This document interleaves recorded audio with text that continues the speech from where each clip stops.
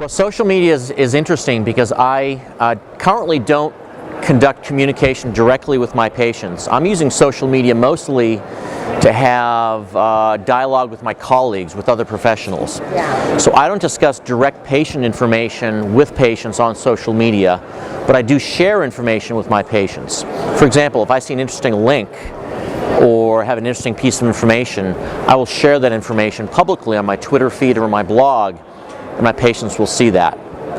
I love Twitter. Twitter is one of my favorite applications, but I use Twitter mostly as an inbound tool. For example, I spend a lot of time listening on Twitter, and I follow just 800 people, and I hire those people and bring them in to bring me the best information that's out there.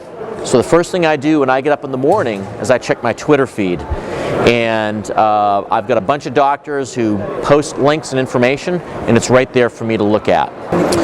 Well, one of the nice things about being in the digital space is the fact that I can create my own content, and I can create my own image in social media and in the world. For example, if we go on to Google right now and Google you or any other doctor, we're completely at the mercy of the other people who talk about us.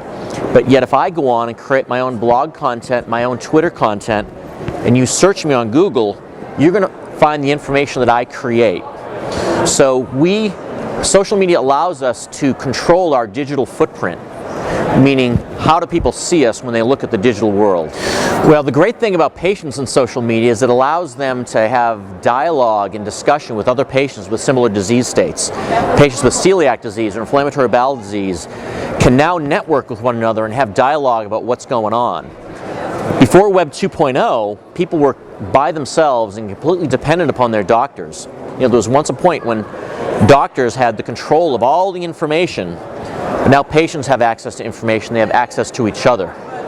One thing that's very, very important is the fact that 10 years ago, people used to go to Google, or patients used to go to Google to get information, and now through now through social networks, information comes to patients. I'm sort of an unusual person in that I spend a lot of time talking about social media and less about health. But I do share information about health with my patients, information like links, good sources of information for my patients. I try to curate the best information that I can find and put it together for them. Okay, thank you very much. Okay.